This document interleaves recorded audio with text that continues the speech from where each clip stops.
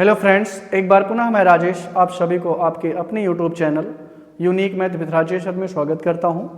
Friends, आज हम सब क्लास 10th मैथ एनसीईआरटी के चैप्टर नंबर 5 जिसका नाम होगा समांतर श्रेणियां यानी अर्थमेटिक प्रोग्रेशंस। ठीक है फ्रेंड्स, जैसा कि आपको पता है कि इसके पिछले वाले वीडियो में हमने प्रश्न नंबर 14 तक कवर करा था। प्रश्नावली 5B का प्रश्न नंबर 14 तक कवर करा था। आई होप आपको वो वीडियो वो कंटेंट जरूर अच्छा लगा होगा और आपको उस कंटेंट से कुछ ना कुछ बेहतर सीखने को जरूर मिला होगा।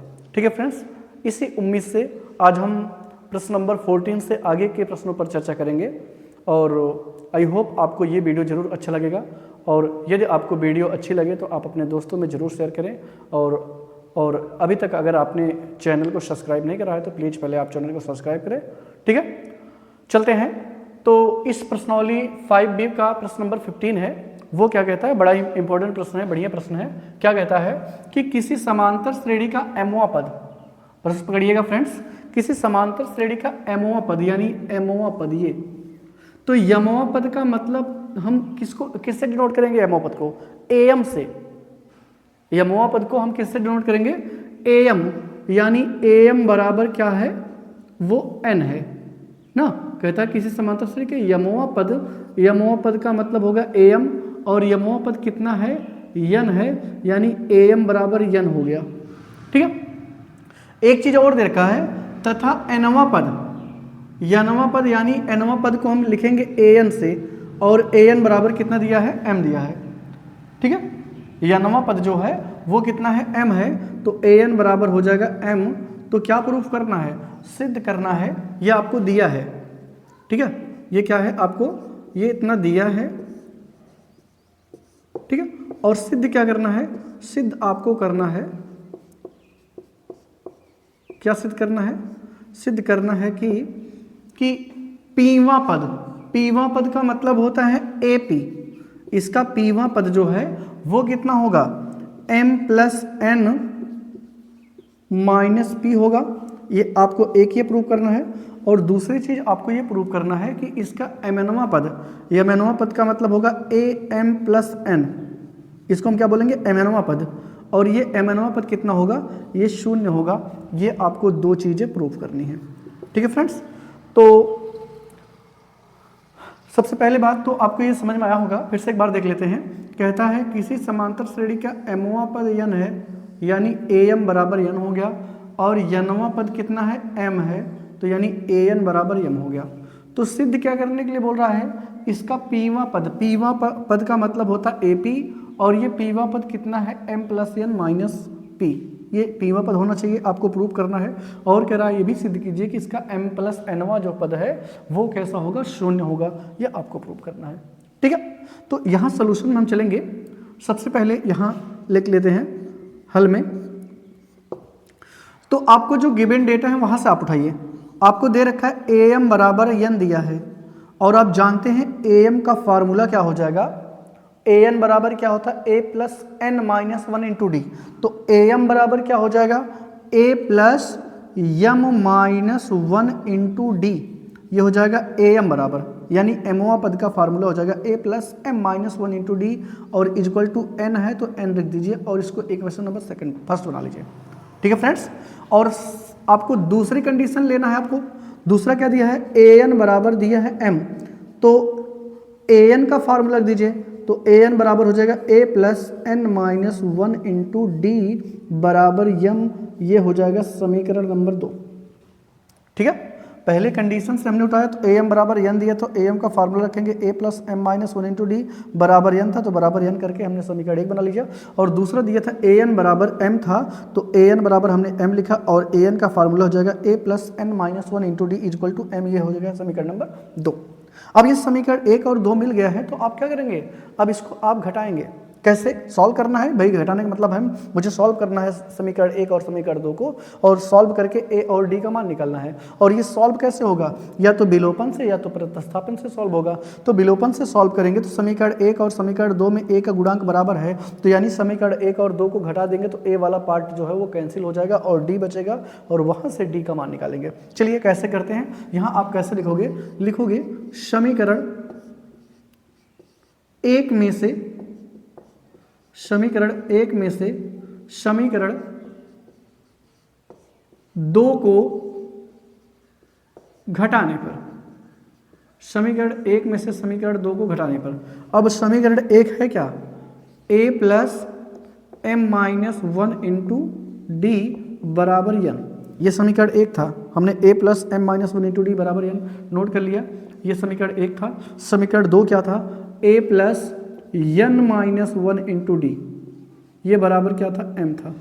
ये देखिए समीकरण 2 था, ये हमने नोट कर लिया, इसको समीकरण 2 बना। अब घटा रहे हैं तो घटाने पे आपको पता है कि हम साइन जो है वो चेंज कर देते हैं, यानी क्या हो जाएगा कि माइनस, ये भी माइनस और ये भी माइनस, तो ये वाला पार्ट तो कैंसिल हो जाएगा, ए वाला जो है ए से कैंसिल हो जाएगा, और यहाँ आपको डी कॉमन दिख रहा है तो डी ले लीजिए कॉमन, तो यहाँ क्या बचेगा m माइनस 1, और यहाँ जब माइनस कॉमन लेंगे, सॉरी यहाँ माइनस है तो ये वाला चिन्ह बदल जाएगा, यानी माइनस n हो जाएगा प्लस 1 हो जाएगा, और यहाँ क्या बचेगा, n पहले है और m माइनस में है तो यानी n माइनस m, ठीक है भाई। n जो है वो पॉजिटिव में था तो इसको हमने पहले लिखा, और m जो है निगेटिव में था तो इसको हमने बाद में लिखा, ठीक है। आई होप ये आपको अच्छे से समझ में आ गया होगा। चलिए अब यहाँ 1 से 1 जो है कैंसिल आउट हो जाएगा, यानी यहाँ बच गया कि d ब्रैकेट में m minus n is equal to n minus m। यहाँ आपको दिख रहा होगा कि ये m माइनस n है और ये n माइनस m है, तो यानी अगर हम यहाँ से ऐसा करें कि m माइनस n और यहाँ से अगर हम माइनस कॉमन ले लें तो ये भी m माइनस n हो जाएगा, ठीक है। और इधर ये गुणा इधर आके भाग हो जाएगा, तो d बराबर क्या हो जाएगा, माइनस m बाई n, और बटे में m बाई n, ये भी हो जाएगा m माइनस n, ठीक है। ये कुछ इस तरह से हो जाएगा और ये कट जाएगा, तो d का मान कितना आएगा, d का मान -1 आएगा। और d का मान जब आपको मिल गया तो d का मान कहाँ आप रखेंगे, समीकरण 1 में रख दीजिए। तो लिखेंगे कैसे, d का मान समीकरण 1 में रखने पर, तो जब समीकरण 1 रखेंगे तो समीकरण 1 है क्या, समीकरण 1 है कि यहाँ बता देते हैं, समीकरण 1 था a plus m minus 1 into d is equal to n था। ये देखिए यही तो समीकरण है, a plus m minus 1 into d is equal to n, समीकरण 1 था, इसको हमने, और m का मान अभी आपने निकाला कि m माइनस 1 और ये इंटू में क्या होगा, -1 होगा, इज इक्वल टू n हो जाएगा, तो माइनस से गुणा कर देंगे तो a माइनस m ये प्लस 1 हो जाएगा, इज इक्वल टू कितना हो जाएगा, ये, ठीक है। तो यहाँ से जब इधर ही चलाएगा तो क्या हो जाएगा, a बराबर क्या मिलेगा, m प्लस n, भाई m जो है उधर जाके प्लस हो जाएगा, n प्लस में था ही 1 जाके माइनस हो जाएगा, तो ये a का मान निकल गया, ठीक है। अब मुझे क्या प्रूव है, देखिए यहाँ a का भी मान मिल गया और d का भी मान मिल गया, दोनों का मान मिल गया, तो अब जब a और d का मान मिल जाएगा तो आप किसी भी इक्वेशन को जो भी आपसे पूछा जा रहा है तब आप उसको आसानी से निकाल सकते हैं। तो सबसे पहले तो मुझे क्या प्रूव करना है, AP, तो यानी यहाँ से सबसे पहले मुझे जो प्रूव करना है AP यहाँ लेफ्ट हैंड साइड लेंगे, लेफ्ट हैंड साइड, तो लेफ्ट हैंड साइड में क्या है, AP, तो AP का फार्मूला क्या हो जाएगा, a plus p minus 1 into D, p minus 1 into D, ये तो होगा, जैसे am बराबर था a plus m minus 1 into D, वैसे अगर AP होगा तो a plus p minus 1 into D होगा। तो a का मान क्या निकाल रखा आपने, तो यहाँ रख दीजिए कि m प्लस n माइनस 1, ये तो a का मान था, प्लस लगाइए यहाँ p माइनस 1 इंटू डी का मान है -1, और जब आप गुणा करेंगे तो m प्लस n -1 और ये माइनस गुणा करेंगे तो माइनस p और ये +1 हो जाएगा, तो ये इससे कट जाएगा, तो ये आएगा m plus n minus p, ये क्या आ गया, AP, यानी आपको यही प्रूफ करना था, ठीक है, इत सिद्धम, ओके। ये इतनी बात समझ में आई कि नहीं, सिद्धम, ठीक है। आपने समीकरण 1 और 2 को बना के सॉल्व किया तो वहाँ से a और d का मान निकला, जब a और d का मान निकल जाएगा तो जो प्रूव करना है उसका हम लेफ्ट हैंड साइड लेंगे, तो लेफ्ट हैंड साइड AP है, तो AP बराबर क्या हो जाएगा, a plus p minus 1 into D, और a का मान ऊपर आपने निकाला m plus N minus one, तो a के प्लेस पे हमने m plus N minus one रख दिया, p माइनस वन वैसे ही था, d का मान हमने माइनस वन निकाल रखा तो माइनस वन रख दिया, और अगले स्टेप में जब माइनस वन से गुणा करेंगे तो माइनस p हो जाएगा, माइनस वन का गुणा माइनस वन करेंगे तो प्लस वन हो जाएगा, तो यानी ये वन से वन कैंसिल हो जाएगा, तो m plus N minus p, और यही आपको प्रूफ करना था। आप ये देखिए ये प्रूफ ही करना था, ठीक है। तो ये पहला तो आ गया। अभी नंबर 2 मुझे प्रूव करना है, यहाँ नंबर 2 भी डाल देते हैं। क्या मुझे प्रूव करना है कि इसका m प्लस एनवां पद जो है यानी a m प्लस n, ये मुझे इसको शून्य के बराबर दिखाना है। तो बताइए a m प्लस n का फार्मूला क्या हो जाएगा? तो a m प्लस n का फार्मूला हो जाएगा a plus m plus n minus one, यहाँ जो भी होगा उसी से माइनस वन करेंगे, तो यहाँ m प्लस वन है, m प्लस n है, तो m plus n minus one into D, ये हो जाएगा। अब m का आपका a का मान पता है, a का मान कितना है m plus n minus one, तो a का मान रख दीजिए कि a का मान है m plus n minus one, और ये माइनस क्या था, माइनस ये तो a का मान हो गया, ऐसे रख दीजिए, और इसका है m plus n minus one into क्या है ये माइनस वन, तो अगले स्टेप में करेंगे तो m plus n minus one एक ब्रैकेट में और ये माइनस से गुणा करेंगे तो ये हो जाएगा m plus n minus one. भाई ये माइनस वन का यहाँ से गुणा करेंगे तो माइनस हो जाएगा, तो ये दोनों कट जाएगा और ये कितना हो जाएगा शून्य, यानी a m प्लस n ये भी आ गया शून्य, और यही मुझे प्रूव करना था इति सिद्धम। ठीक है फ्रेंड्स, ये बड़ा ही इंपॉर्टेंट प्रश्न है, जब भी आता है ये 5 से 6 नंबर या फिर 8 नंबर में आएगा। ठीक है, तो आप इसको ज़रूर अच्छे से लगाइए और मुझे विश्वास है आपको ज़रूर अच्छे से समझ में होगा। ठीक है फ्रेंड्स, तो चलते हैं इसके अगले प्रश्न पर। और फ्रेंड्स यदि आपको यहाँ कहीं प्रॉब्लम हुई हो तो आप कमेंट बॉक्स में बताएंगे तो आपका उसका सलूशन दिया जाएगा। ठीक है फ्रेंड्स, तो चलते हैं इसके अगले प्रश्न पर।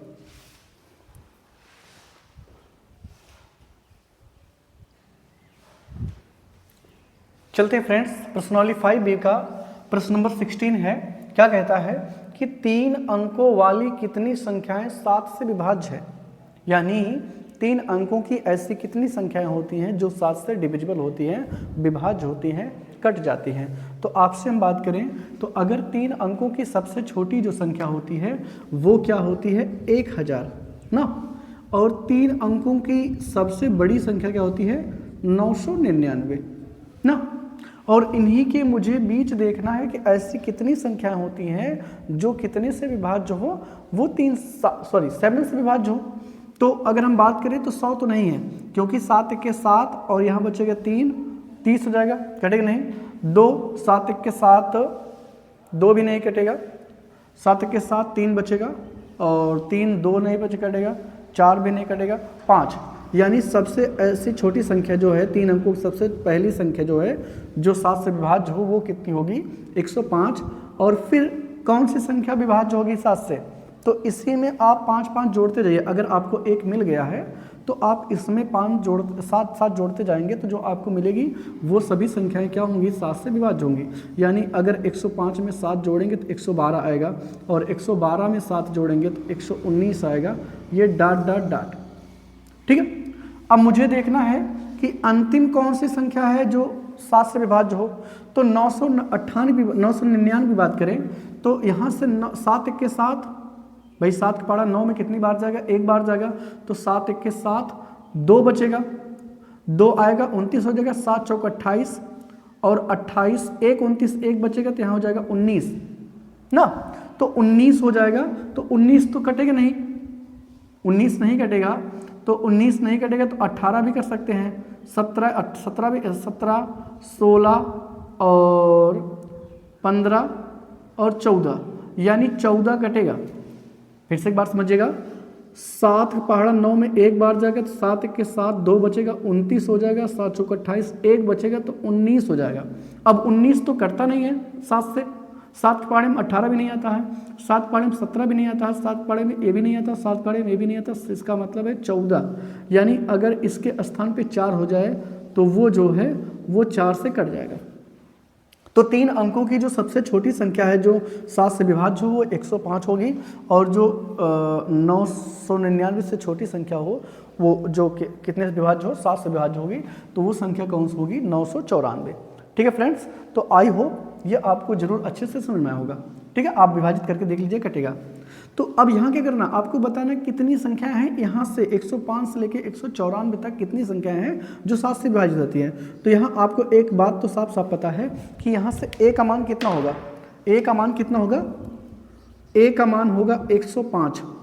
ठीक है, और d की बात करें तो d का फार्मूला जानते हैं आप, a2 माइनस a1, तो a2 का मतलब है 112 और a1 का मतलब है 105, तो 112 में से 105 को निकालेंगे तो 7 आएगा, यानी d बराबर 7 हो जाएगा। और ये जो है लास्ट टर्म है, ये जो है लास्ट टर्म है, तो ये an बराबर हो जाएगा, यानी an बराबर 994। और अगर an बराबर दिया तो इसका मतलब n बराबर ज्ञात करना है। तो आप एक फार्मूला जानते हैं कि an बराबर a plus n minus 1 into D, क्या होता है, n माइनस 1 इंटू डी। तो यहाँ an बराबर कितना है, 994 बराबर नीचे बराबर a का मतलब कितना है 105 धन n माइनस 1 इंटू डी का मतलब कितना है 7। ठीक है फ्रेंड्स, तो इधर ये प्लस इधर आके माइनस हो जाएगा, यानी 994 माइनस 105 बराबर क्या हो जाएगा, n माइनस 1 इंटू 7। तो कितना हो जाएगा, 994 minus 105 is equal to n minus 1 into 7। अब आपको क्या करना है, इस 994 में से आपको 105 घटाना है। तो 994 में से 5 घटाएंगे तो कैसे घटाएंगे भाई, 4 में से 5 को निकालना है तो जाएगा नहीं, 4 में से 5 तो उधार लेंगे 14 हो जाएगा, 14 में से 5 जाएगा तो 9 आएगा। ठीक है, अब यहाँ बचा कितना, 8 बचा, 8 में से 0 जाएगा तो 8 ही आएगा। ठीक, और यहाँ कितना बचा, ये उधार तो दिया नहीं था, तो यानी 9 में से 1 जाएगा तो 8 आएगा, यानी 889। और इधर क्या बचेगा, n माइनस 1 इंटू 7। इतनी बात समझ में आई कि नहीं आपको। हमने क्या किया, इसको घटाया है, घटाना आपको आता होगा, जैसे आप घटाना चाहते हैं, जैसे सिंपल से लैंग्वेज में घटाना चाहते हैं घटा लीजिए। ठीक है, अब इधर ये गुणा है तो इधर आके भाग हो जाएगा, यानी 889 बटे में 7, और ये बराबर क्या हो जाएगा, n माइनस 1। ठीक है, 7 से इसको काट दीजिए तो 7 का पहाड़ा 8 में एक बार जाएगा, 7 के साथ 1 बच जाएगा तो 18 हो जाएगा, 7 दूनी 14, 14 4 18, 4 आएगा तो 49 हो जाएगा, 7 7 49 बराबर n माइनस 1। और इधर ये माइनस 1 है, इधर आके ये प्लस 1 हो जाएगा, यानी हो जाएगा ये plus 1 is equal to n, 128 हो जाएगा, 128 बराबर n। यानी क्या है कि 3 अंकों की 128 संख्याएं ऐसी होंगी जो 7 से विभाज्य होंगी। तो आप लिखेंगे कि 3 अंकों की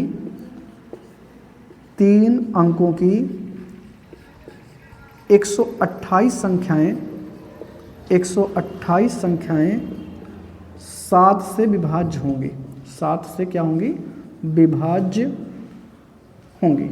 ओके, ठीक है फ्रेंड्स, तो आई होप आपको जरूर अच्छे से समझ में आया होगा। चलते हैं इसके अगले प्रश्न पर।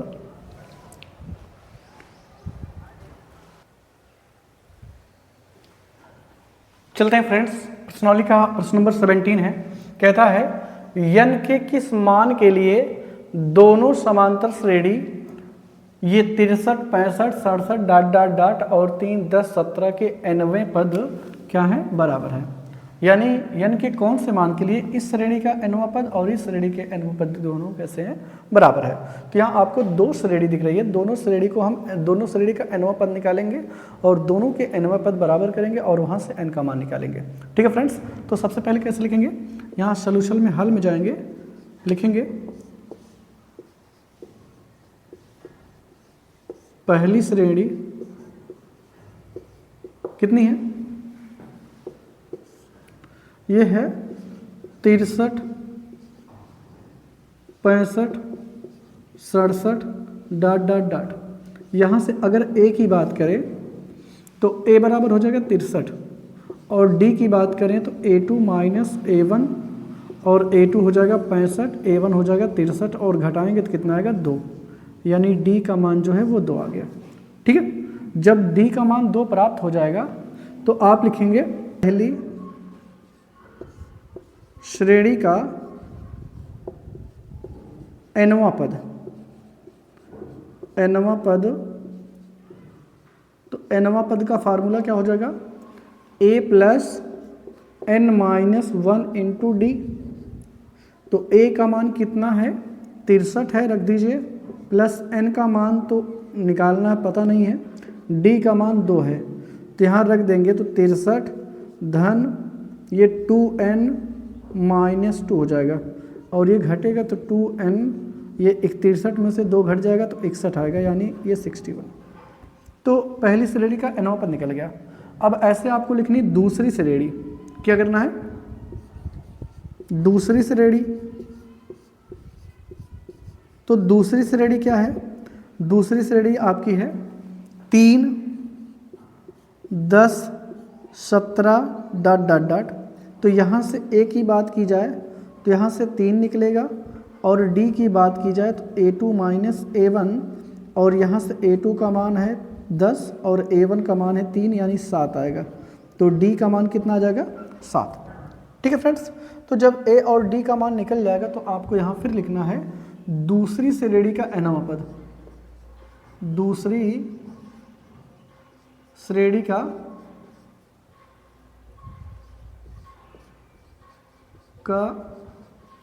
nवां पद क्या हो जाएगा, इसका भी फार्मूला हो जाएगा a plus n minus 1 into D. तो यहाँ से a का मान कितना होगा, a और d का मान 7, यानी हो जाएगा 3 धन n का मान तो नहीं पता है, लेकिन d का मान 7 है, a और d का मान 3 और d का मान 7 निकाल रखा हमने।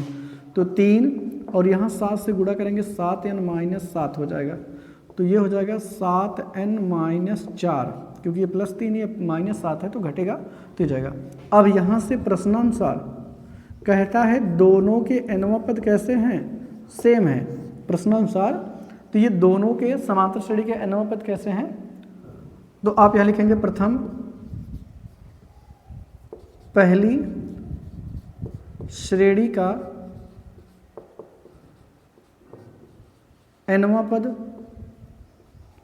बराबर है दूसरी श्रेणी का nवां पद। ठीक है, तो पहली श्रेणी का nवां पद क्या निकला था, यह आया था 2n प्लस 61, 2n प्लस 61, और दूसरी श्रेणी का nवां पद निकला था 7n माइनस 4। तो इसको इधर ले जाइए, इसको इधर ले आइए, यानी 61 और धन ये 4 हो जाएगा बराबर 7n माइनस 2n, क्योंकि 2n इधर जाके माइनस हो जाएगा, 4 इधर माइनस तो जाके प्लस हो गया, तो 65 आएगा, और ये आएगा 5n, तो यहाँ से 65 अपान ये 5 हो जाएगा बराबर n, तो आएगा 13। तो यानी है कि 13वां पद ऐसा होगा, दोनों श्रेणियों का जो 13वां पद होगा वो कैसा होगा, सेम होगा। ठीक है फ्रेंड्स, तो ये आपका आंसर होगा, n बराबर कितना होगा, वो होगा 13। तो आई होप फ्रेंड्स इस प्रश्न का जो है सलूशन आपको अच्छे से ज़रूर समझ में आया होगा।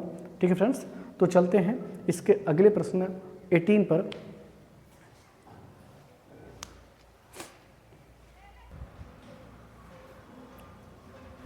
चलते हैं फ्रेंड्स, प्रश्नावली का प्रश्न नंबर 18 है, वो क्या कहता है कि वह समांतर श्रेणी ज्ञात कीजिए जिसका तीसरा पद कितना है, 16 है, यानी ये पॉइंट नोट करना आपको, इंपॉर्टेंट पॉइंट है। तीसरा पद कितना है, 16 है, और जिसका सातवां पद पांचवें पद से अधिक है। तो यहाँ और लिखना है, और जिसका सातवां पद पांचवें पद से 12 अधिक है। ओके, तो सबसे पहले हम लिखेंगे, यहाँ कैसे लिखेंगे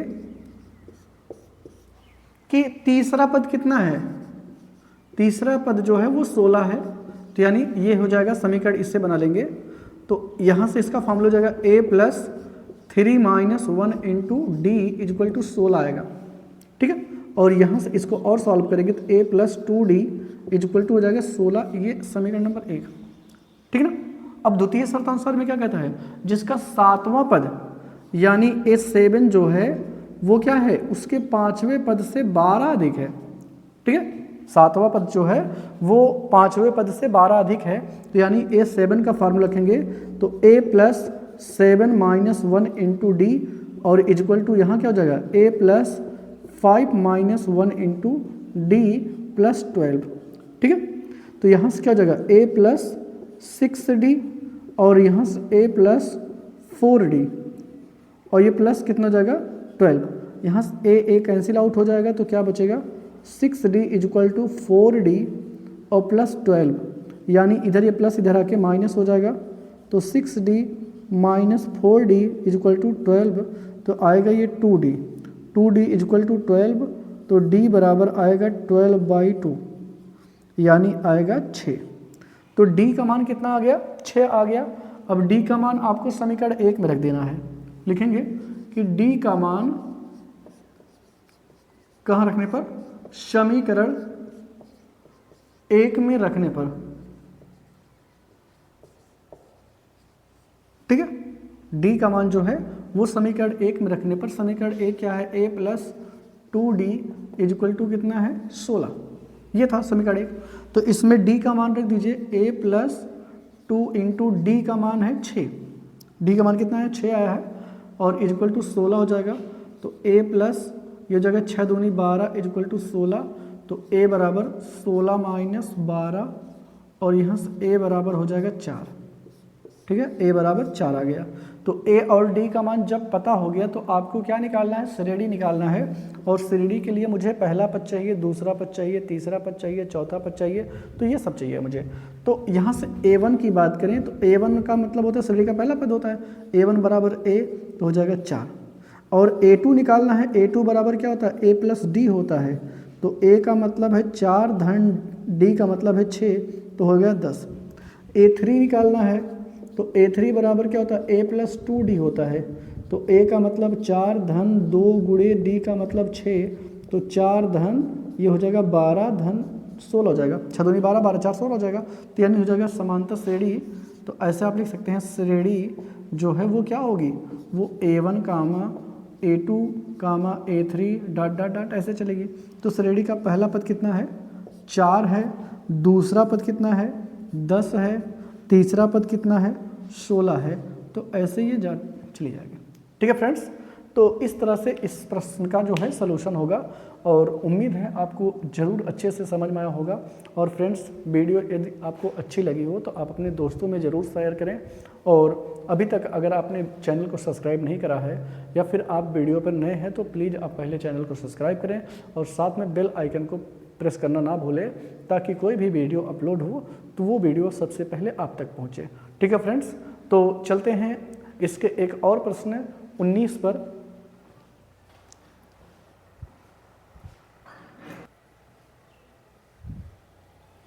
चलते हैं फ्रेंड्स, प्रश्नावली 5B का प्रश्न नंबर 19 है। कहता है कि समांतर श्रेणी 3 5 27 12 3 15 27 39 का कौन सा पद उसके 94वें पद से 132 अधिक है।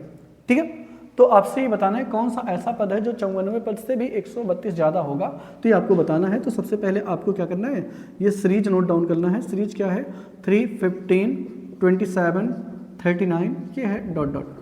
तो यहाँ से एक बात तो आपको कंफर्म है कि A बराबर कितना मिल जाएगा 3, D बराबर A2 माइनस A1 हो जाएगा, और A2 का मान कितना होगा 15, A1 का मान होगा 3 और ये आएगा 12, यानी D बराबर आएगा 12। ठीक है, अब कह रहा है इसका कौन सा पद, यानी आपको सिद्ध करना है कि Tn बराबर यहाँ से कौन सा पद है, यानी इसको हम मान लेते हैं कि यनवा पद जो है उसके 94वें पद से क्या है 132 ज़्यादा है।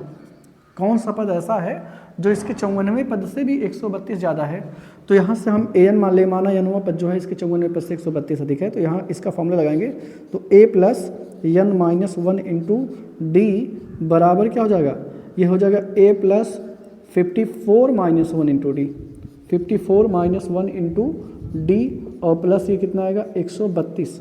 तो यानी a का मान ये होगा, a का मान रख दीजिए, a का मान कितना होगा या ऐसे ही रहने दीजिए, तो a प्लस ये हो जाएगा n माइनस 1 इंटू डी बराबर a प्लस ये हो जाएगा 53d, कितना हो जाएगा 53D हो जाएगा 53D और ये प्लस 132, यहाँ ए से कैंसिल आउट हो जाएगा और D का मान रख दीजिए। तो n-1 इंटू डी का मान कितना है 12, तो 12 बराबर ये हो जाएगा 53 गुणे 12 और धन 132, ठीक है। तो 12 से गुणा कर दीजिए यहाँ, तो कितना हो जाएगा, या ऐसे आप एक स्टेप कर लीजिए n-1 इंटू 12 और इधर आपको गुणा करना पड़ेगा। 12 तो ये 36, 36 के 6, 36 के 6 और 12 25 60 और 60 में 3 जोड़ेंगे 63 हो जाएगा, यानी 636 और धन कितना 132 होगा।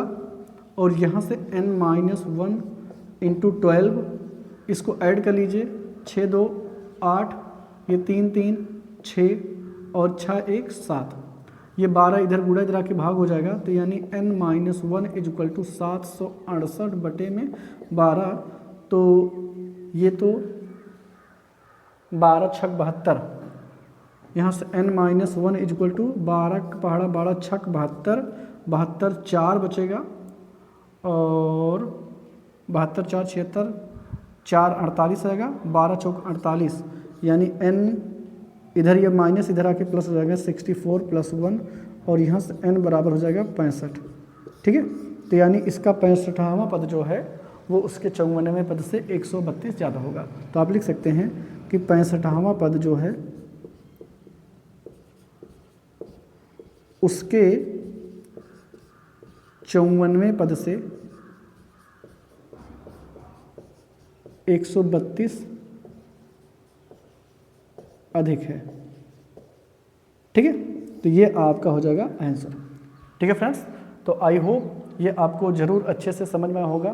फ्रेंड्स आपको हम ये मैथमेटिक्स जो सब्जेक्ट है कंटेंट, इसका कंटेंट हम आपको सरल से सरल लैंग्वेज में आपको पढ़ाने का प्रयास कर रहे हैं और उम्मीद है आपको ज़रूर अच्छे से समझ में आया होगा और वीडियो आपको ज़रूर अच्छी लग रही होगी। और फ्रेंड्स यदि आपको वीडियो अच्छी लग रही हो तो आप अपने दोस्तों में ज़रूर शेयर करें और साथ में बेल आइकन को ज़रूर प्रेस करें, शेयर करें, कमेंट्स करें, ठीक है फ्रेंड्स। चलते हैं, थैंक्स।